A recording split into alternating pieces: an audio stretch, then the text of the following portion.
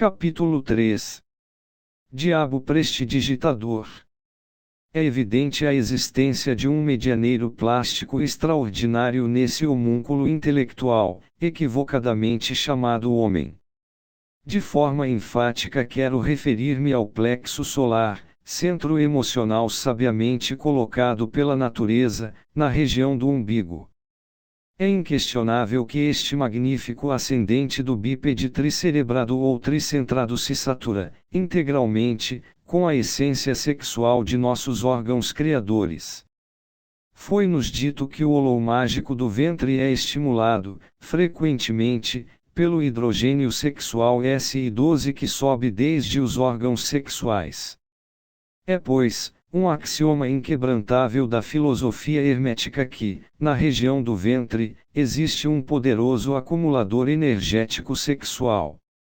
Mediante o agente sexual, qualquer representação pode tomar forma no campo magnético do plexo solar. O ideoplástico representativo constitui, em si mesmo, o conteúdo do baixo ventre. De modo algum exageramos quando enfatizamos a ideia básica de que, no ventre, são gestados os eus que surgem, mais tarde, à existência. Tais entidades psicológicas, ideoplásticas de nenhuma maneira viriam à existência sem o agente sexual. Cada eu é, pois, uma viva representação psicológica que surge do ventre, o ego pessoal é uma soma de eus. O animal intelectual é, certamente, uma máquina controlada por diversos eus. Alguns eus representam a ira com todas as suas facetas, outros a cobiça, aqueles a luxúria, etc. Esses são os diabos vermelhos, citados pelo Livro dos Mortos do Antigo Egito.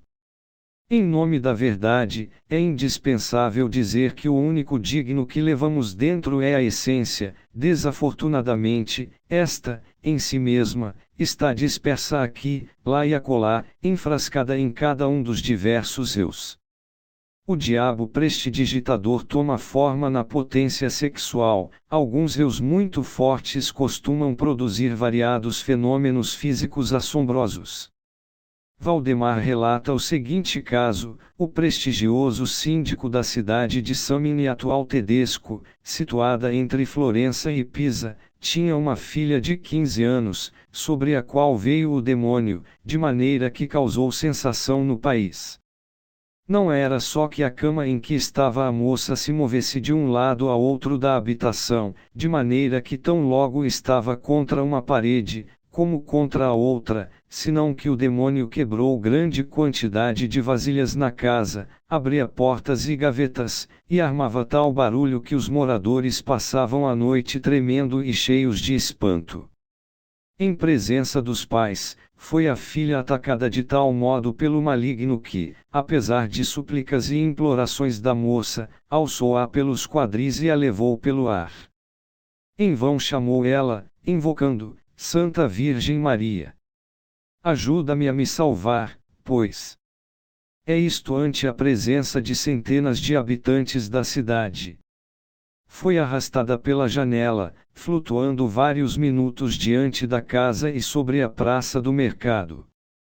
Não é, pois, de estranhar que quase toda a cidade correra para lá, homens e mulheres pasmando-se ante o inaudito e espantando-se pela crueldade do diabo, comentando entre si a coragem da moça.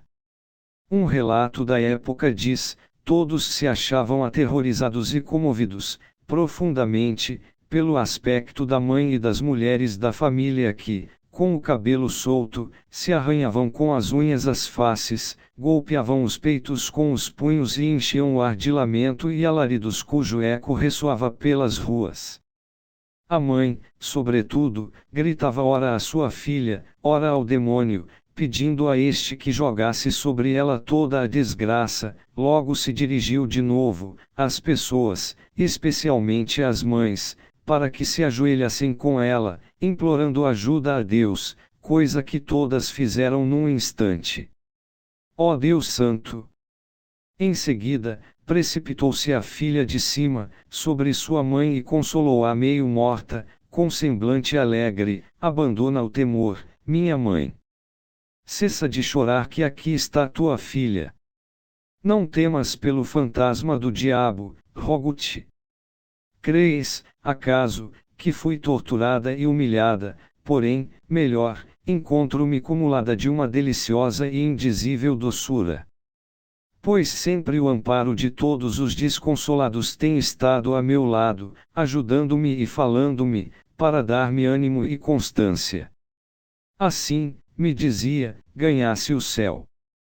Estas palavras encheram os presentes de alegria e assombro ao mesmo tempo e se foram aliviados de lá.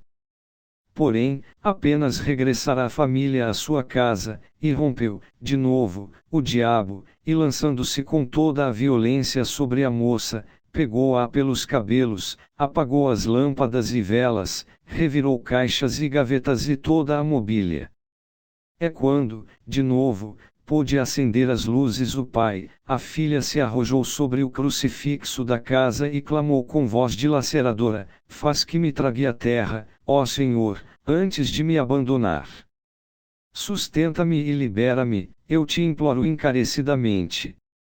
E, falando assim, prorrompeu em pranto, o qual enfureceu mais o maligno, que lhe arrancou primeiro a camisa do corpo, logo o vestido de lã, e finalmente, a sobreveste de seda, como costumavam usar as moças, desgarrando-a e destroçando-a toda, e quando se achava a pobre quase desnuda, começou a arrancar-lhe o cabelo.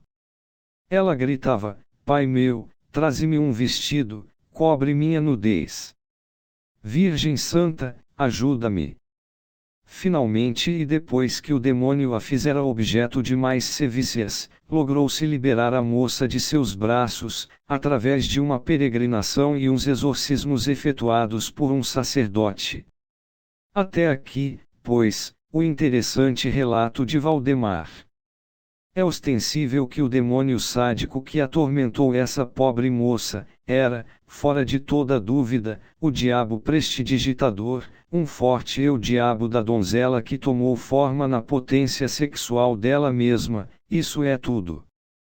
O caudal de exteriorizações sexuais que se manifesta, muito especialmente, durante os anos da puberdade, costuma ser, realmente, tremendo, e não é quando criamos eus terríveis, capazes de produzir fenômenos sensacionais.